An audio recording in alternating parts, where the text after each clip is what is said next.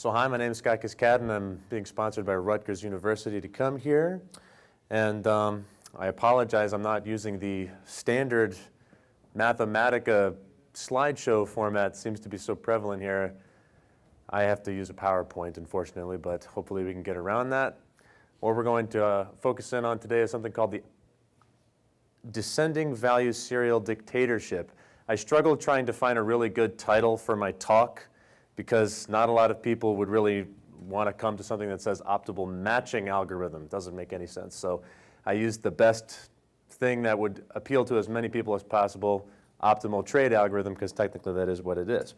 Okay, so in game theory, there's a small sub-branch called matching theory, and what it is essentially this is dealing with trying to allocate or trying to pair up players with players. What we're focused on today is actually a small sub-problem of that, but even though it's a little kind of a sub-branch of that, it has wide applications, and it's something called the house allocation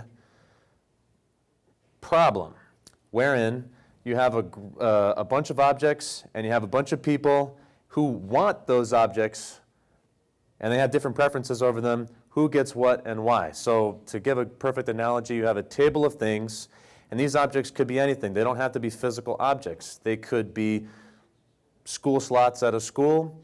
They could be kidneys. If you're in need of a kidney and you really need a kidney, you have preferences over which kidney that you get, and you have different priorities over that. They could be slots in a schedule. They could be limited resources for, say, a public school, so like computers, chalkboards, it could be anything that you want. The application is very wide.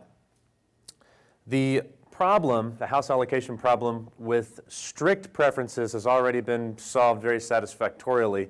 Strict preferences are you are forcing all players to not be indifferent. So if you give any two objects, you have to prefer one over the other.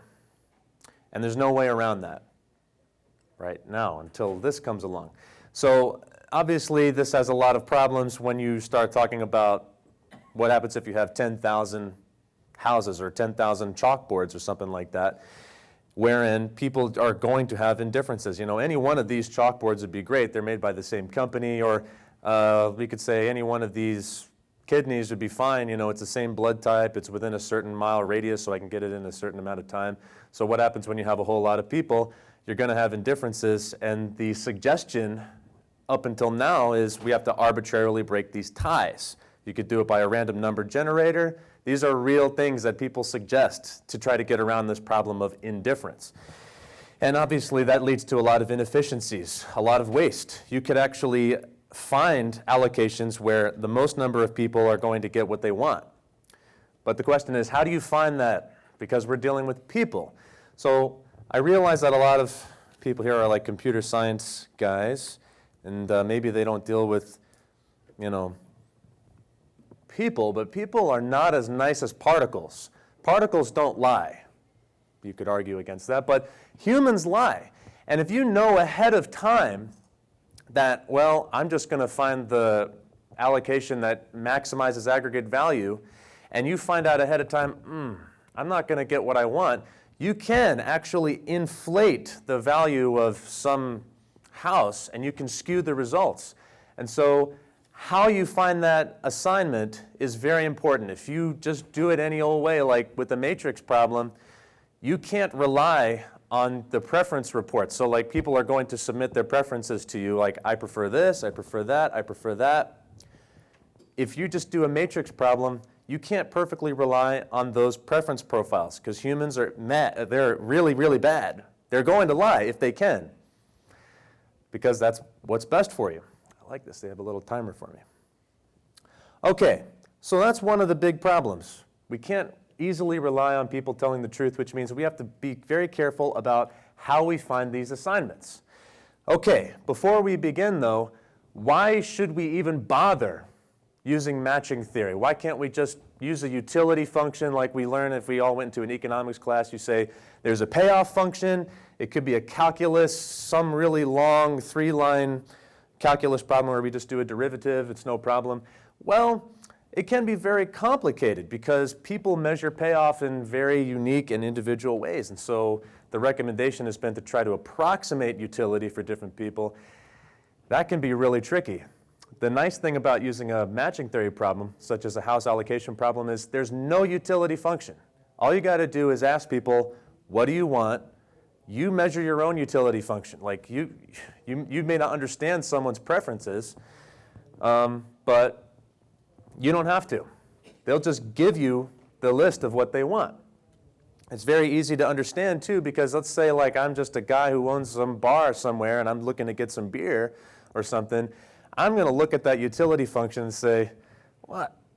I don't know any of that. You know, they're going to scratch their heads. But it's easy to understand if you just say, what do you want, in what order, and why? You know, well, I prefer Coors Light and Miller. You know, those two brands would be great. After that, Bud Light or whatever. And they can easily submit it. And it's also, as I said before, widely applicable. You can use your imagination. So what situations would we find limited resources that have to go to a certain number of people or entities? For example, where I come from in Philadelphia, we have a really big budget crisis in our public school system. And you can witness all around the center city, there are these really affluent schools with really rich kids, and they've got computers in every classroom, and you know, they've got all these resources, art programs, music programs, all these great teachers. They're all well paid. Everyone's very happy. And yet they keep getting more stuff. We keep dumping our money out where it's not needed. And then in Center City, where I actually work, you got these really crumbling public schools with nothing coming in and even less coming in. Like they're taking the health benefits away from the teachers. And so a problem like this would be pretty useful because we can actually say, well, what do you want? Well, the affluent schools will say, well, we don't need more computers. We don't need more money, although they might say that they do. We would need more lawn care or something like that. Whereas people from Center City would say, we need more computers. We need, you know, better food for our, you know, schools, you know, for our students and whatever. So you don't need to mess with making a utility function. You can just say, all right, I hear what you're saying. Here's what we're going to try and do for you. So like I'm kind of jumping around here. Why can't we just do this like a matrix problem? We've got preferences. Let's say we have indifference. No problem. We just have a big matrix problem. Well, if you've got people who are smart, like me, I would look at that and say, well, I am from a very crappy public school, and I know for a fact that I'm probably not going to get what I want, so I'm going to play around with my preferences to try to gain the system. Because I don't care about other people, I only care about what I get. So if I can inflate my preferences to get something better, which I can do, I will. So you can't just black box it. Well, now you can get around this by, and this has been shown in a paper, you can get around this by making preference profiles private information. However, that lacks appeal. Like if you're just sitting there and you say, well, I can go with the free market and just shop around on my own, or I can join this private market where we all participate and trade with each other. In this particular case, though, I'm trusting, you know, that I'm going to get something. I don't know exactly what I'm going to get until it's already assigned. And by then, I'm just going to be like, well, I don't think I want to join. You know, so there's not a lot of appeal for just doing the black box matrix problem. Another problem is, yeah, just shooting for highest aggregate value doesn't guarantee competitiveness. So I know we're talking about, oh yeah, I should specify it. This is a house allocation problem. Technically, this is trading, and the difference is that people start with something that they own. The one way that you can turn a house allocation problem into a housing market problem, which is where everyone owns something, is you just randomly allocate someone to something. You just randomly allocate items to people, and then you run the algorithm. That's why the house allocation problem also has the name random assignment problem. But it's solved exactly the same way, and there's no efficiency loss or what have you. Doing it the black box way with just the matrix doesn't guarantee competitiveness. So if somebody brings, say, let's say we're talking about a car market, all right? And I am going to get to my computer program. I'm watching my time here. Let's say we're dealing with cars. We all have a car. We don't like, let's face it, no one likes the car that they currently have. But we like some other people's cars around here. What if we all traded right now? Well, raise your hand if you have a really expensive car. Okay, one guy has a really expensive car. Raise your hand if you have a used 2006 Ford Taurus, maroon. That's me. I drove here in that Ford, good old Ford. Wouldn't you want to get anything that you want? You want to be able to get anything that you want because you know in your heart that you have the most valuable car in the room, right? But doing it the black box way doesn't guarantee that you're going to get what you want. So you have two options. You can join this market and take a risk. You can take a gamble. Well, maybe I'll get something. But if you just go on the free market, guaranteed, first person you talk to, they'll trade whatever for your red Ferrari or whatever you have, right? So we want to reward people for bringing better items to the market. So the matrix problem, just using it by a matrix doesn't work. So once again, the method by which we obtain the answer is more important than the answer itself. Okay, I'm skipping through a lot of the theory here because we want to actually get to the really crazy programming part. What I have developed is something called the descending value serial dictatorship. And this actually builds off of a lot of theory that has already been done, but this is the only one of its kind that's pretty much the best thing out there right now. So the mother, the one that spawned this, is something called the random serial dictatorship. What that is everybody just randomly orders themselves. They all get in a line in a hallway and they walk through a door one at a time.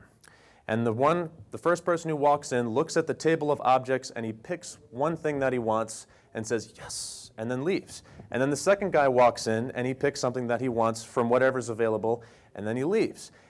Over time, people are going to have less and less items to choose from. So people have generally steered clear of the random serial dictatorship because they think it's unfair. Which is true, because what if you, sir, with your red Ferrari, I assume it's a red Ferrari, what if it's randomly ordered, uniform random distribution, and you're last in line? Do you want to join the market that might do that? No, because you can just go to the free market and be like, I'm not going to join this because it's too risky. I want to get anything that I want, no problem. Where this comes into play is we don't just randomly order people. We make sure that the person who brought the red Ferrari is near the front of the line.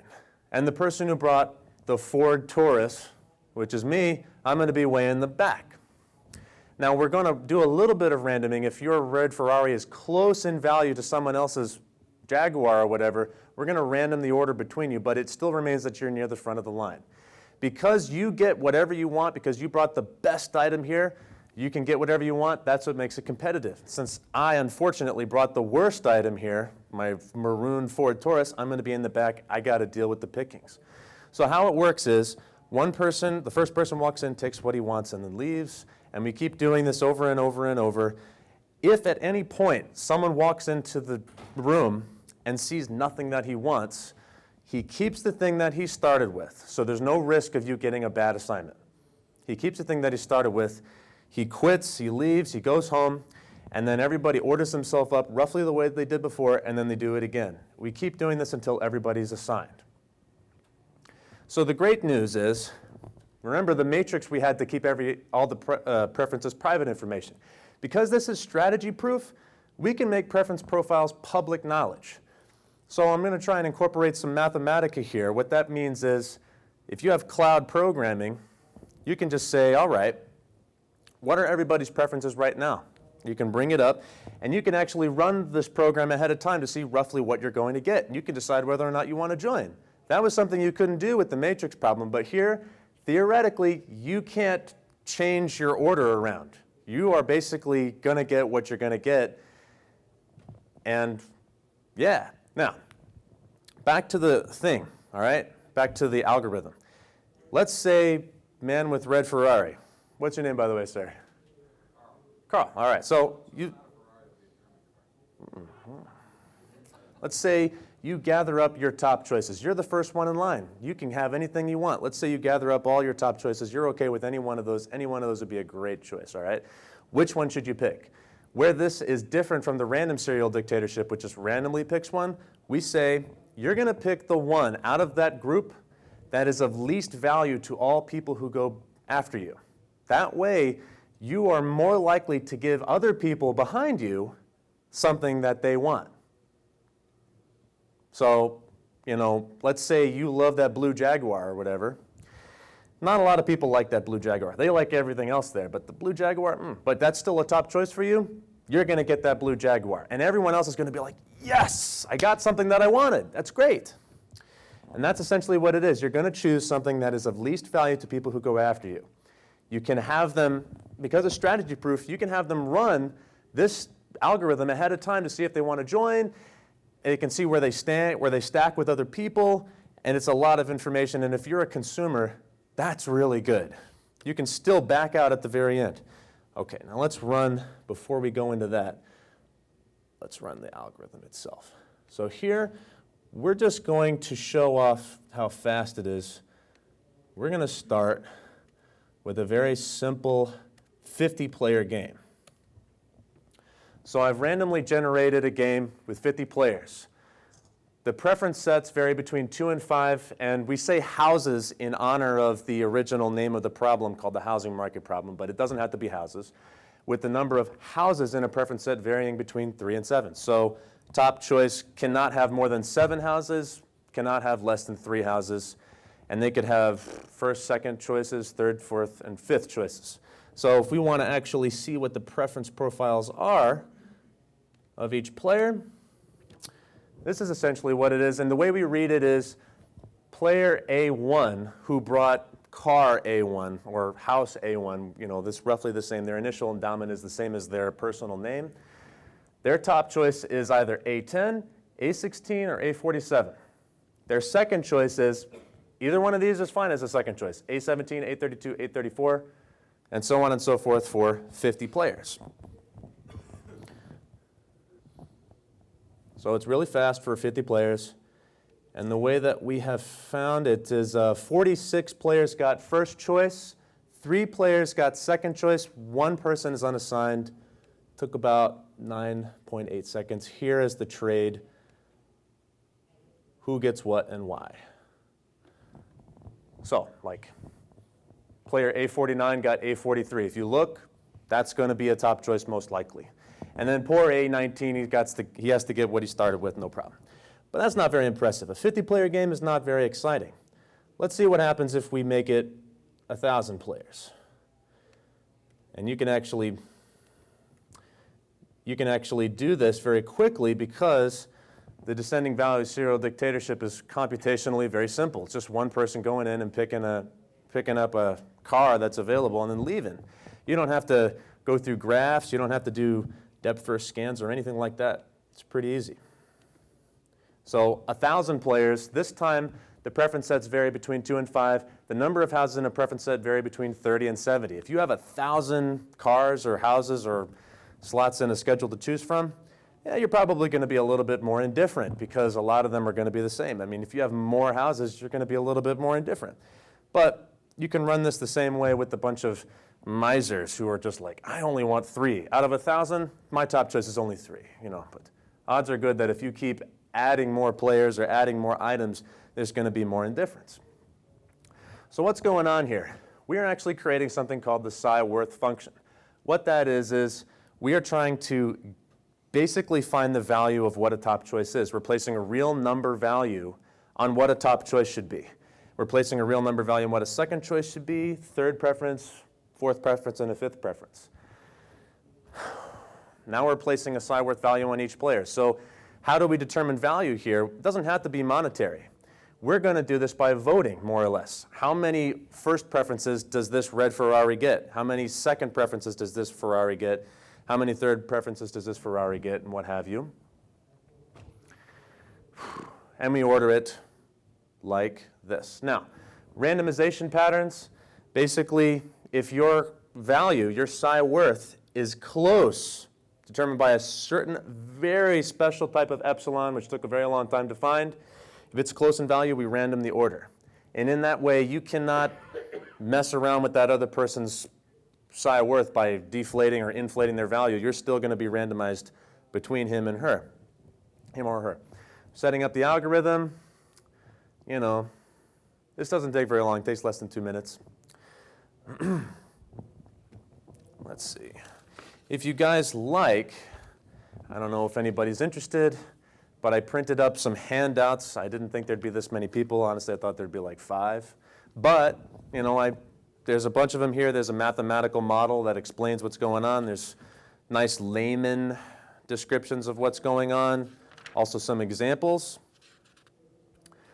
All right, so it's still running a little bit here. We're creating the matrix now. A competitive algorithm that's out there right now, which is being used in a business, is something called the top trade cycle algorithm, which has been around since the 70s. This only works, again, when you have strict preferences. No 2 items can be equal in value. This guy's using it as a business, which is fine.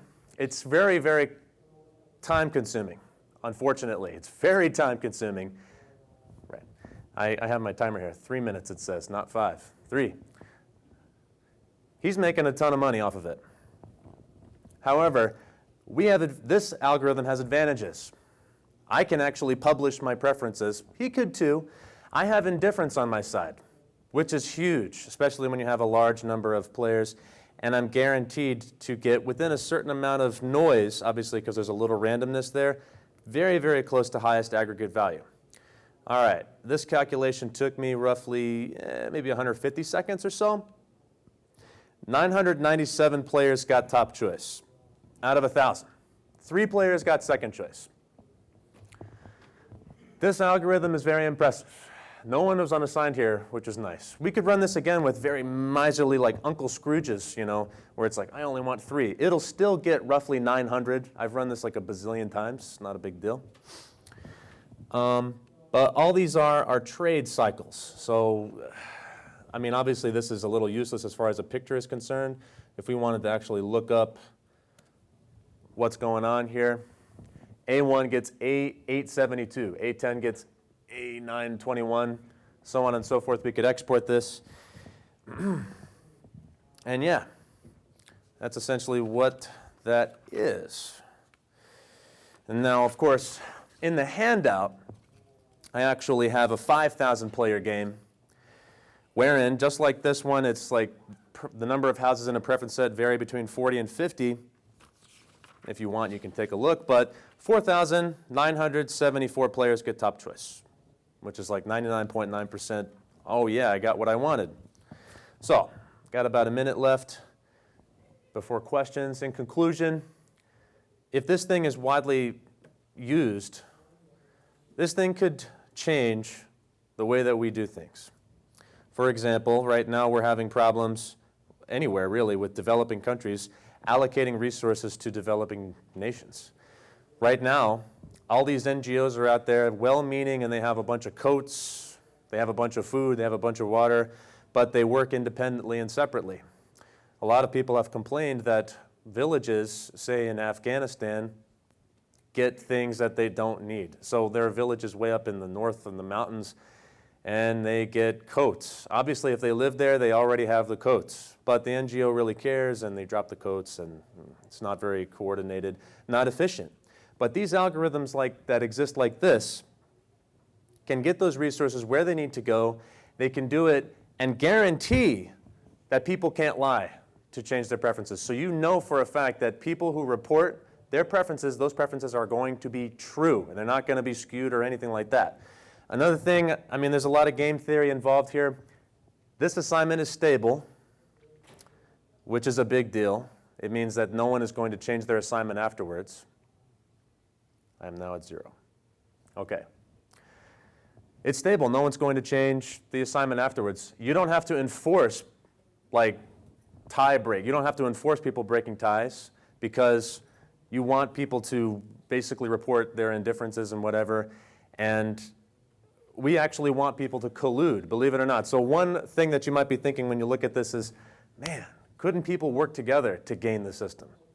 Actually, the theory is we want people to collude. If more people collude and make their preferences work to help out their coalition, that actually improves stability. Believe it or not.